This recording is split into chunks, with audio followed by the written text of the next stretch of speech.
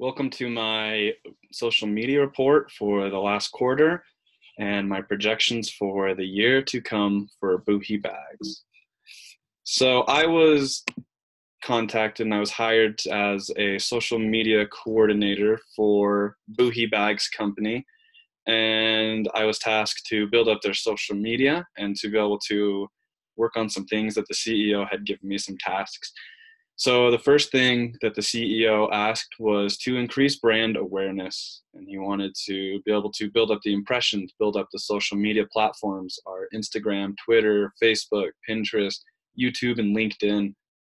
And so I was given a $5,000 budget, and within that budget, I was to post 75% of 75% of my posts were to be an organic post, and 25% of my posts were to be a paid promotion where I would use that $5,000 budget either to buy new videos, new images, or to use it to be promoted on platforms such as Facebook, Instagram, Twitter, or any of the other ones. And so I was also tasked to increase engagement. So likes, the comments, the shares, the follows on all of our platforms. And I was to use quality content, is what they said, to do that. And finally, increase sales, so our annual sales, by 10%. And they wanted to get to 17 million from 15 million. So I had to use the social media to increase revenue and get sales up 10%. And I felt that it was important to break it down in my strategy and have 4 different things that I wanted to focus on. Early on, I felt like these would be the 4 things that would help me to be able to get the most revenue and meet all of those goals that I was asked to do. So the first one is to focus on the target market. I wanted to understand who they were, what they liked, what platforms that they resonated with the best, the ones that they clicked on the most, the ones that they used, so that I could do the best at trying to reach them and get the most engagements and posts out that I could from them. The second was using the best time. What time of day was the best per platform, which ones performed the best for sales, which ones performed the best for engagements, but I wanted to understand each platform and understand which ones did the best. Third, I wanted to use the best social media sites and channels that I could. If I felt like there were sites that weren't going to get me to my goals, I would kind of ignore them and focus solely on the other platforms that would do the best and get me the most money. And fourth, use paid promotion. Make sure that I was promoting our content so that those who may not organically see it could see it based off of interests. And that goes back to target market and understanding what it is that people are looking for. So the target market, the first one, who is our target market? I broke it down and found that 18 to 32-year-old males and females who were interested in hiking, vacationing, travel, backpacking were the ones that we did the best. So in our paid promotion, if we focused on these people by targeting backpackers, people hiking, people on vacation, or people traveling, I felt like they did the best. And so we came up with a couple demographics over here on the right. We have City Hopper Sue and Daypacker Tom, and they have similar interests to where they have overlapping interests like hiking, vacation, and things like that. And we decided to focus on City Hopper Sue because of her disposable income up to $40,000 is what hers was, and we focused on Daypacker Tom because of his percentage of the market that he was over, and their age fit perfectly inside of that age range that we came up with, and their interests also did the same. As far as popular time, we have these 3 graphs that came out of the textbook, and I followed these very closely and very carefully. I felt like these were important to understand because if you know when to post, then you can pair that with the right post and you can increase your sales, your engagements by like 2-fold.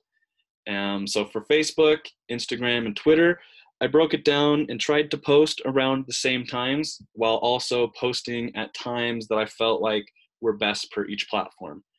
Facebook, 1 to 3 p.m. was the time range that did the best for engagements and sales. And Thursday, Friday, and Saturday, I found were the best days to get the most engagement and sales also. The percentages went up, as you can see down there.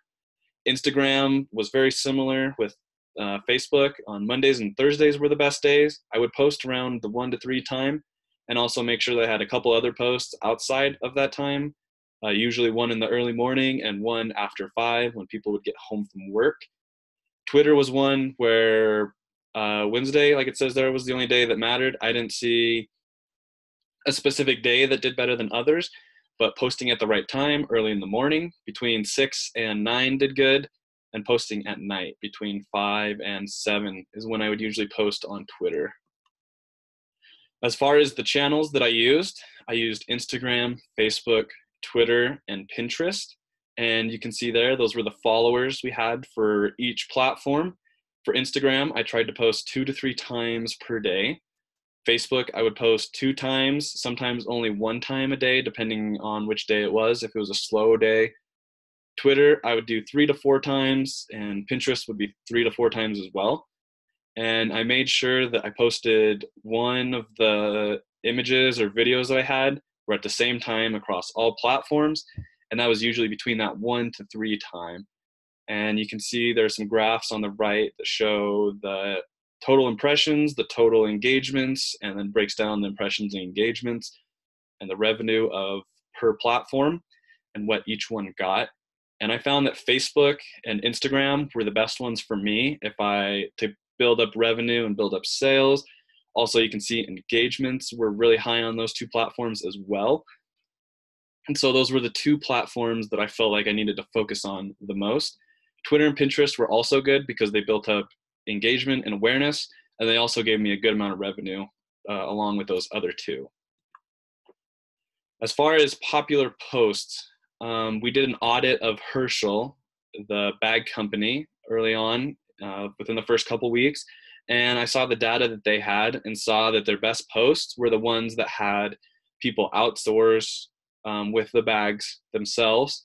And so I tried to emulate that a little bit here. As you can see, the top one is a paid promotional post that we have, and the bottom one was an organic post. And my whole idea was to make it so that the paid promotion and the organic one were very similar to each other, so that it didn't look like they were too far off and you wouldn't get annoyed with a new paid promotional post. So even the wording is very similar. It's engaging, talks about tagging some people, as you can see right there, tagging and getting engagement with your friends, while the bottom one is talking more about our backpack. And you can see that I posted those I'd usually post these images on all of our the pages that I use. So Facebook, Instagram, Twitter, and Pinterest. As far as the numbers at the end of the quarter and the projected ones towards the end of the year, these are all yearly numbers. And so for the end of the year numbers, we would have 3,188,564 as the total revenue gained from all of our social media activities and our social media marketing and from all of our pages and things like that. Conversions, that's another one that I felt was important, that if one of my posts was very good at getting conversions, I would try and copy what I did that time and use it for the rest. So end of year number would be 65,384. Engagements were high too, over 7 million for engagements. And the revenue, or for the expenses and the budget, I used 39,994, 6 less than what I thought I would use. But that number came out to 21% growth. So we wanted to get to about 17 million. And at the end, we got to 18,188,000. So we were able to double the growth that we wanted in the beginning. And I feel like our conversions and our engagements, that we were able to meet those other goals too, to build awareness and build engagements that way. Are there any questions for the board at this time? So I have it, I opened it, but the recording didn't work.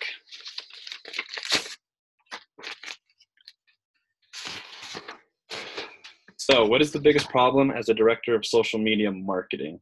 How do you plan to resolve it via social media within the next 12 months?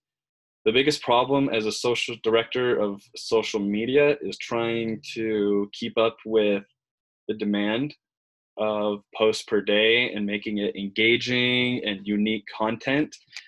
So you need to be posting something that's different, that's also new, that's also up with the times, that is kind of goes with the trends that are going along. And I felt like the social media planner, the tool that we had to be able to the weekly plan our posts, was very good. And if we could do that for like a year or for a couple months, you'd be able to keep up with it and stay relevant and stay fresh instead of having to scramble to come up with new ideas and other things like that. What platform do you predict will make the most money and why? What is the demographic you will market to? Instagram is the one that I think will make the most money because of the way that they are making it easier to tap the touch, to buy products that are being promoted, to be able to use influencers' products, to just go quickly to their sites and purchase through that way. It's also one of the ones that works best with the social media crowd, the demographic, which is that millennial type 16 to 32-year-olds who are on Instagram. And so that's the same demographic I would go to. It'd be like 18 to like 28-year-olds and try and focus on that age group. What was your human rights strategy with Buhi? Our human rights strategy was to make the quality of life for the Chinese workers better. We felt like it was important for them to have a better quality of life, and we decided we were going to put in lots of money. I think it was over $400,000 of our $1 million budget to go to them, to building up nonprofit organizations that look into the factory abuse that goes on over in China. We put money into building education and healthcare benefits for the people in China. So we wanted their quality of life to be better, and we spent a lot of money to be able to do so. Do you find Instagram or Facebook a better platform to market to your demographic? Instagram was the one that I think is the better platform to market to our demographic, because it is in our age range, that 18 to 32 that I said, our target market. And it's got the same thing, and it's really easy to share content on Instagram. It's where a lot of the target market is using. So a big percentage of our target market is using Instagram. And the demographics, it just shows in the data that we have that they use Instagram more than they'll use Facebook, which is kind of an older generation at this point. And we see that Facebook is falling and Instagram is going up.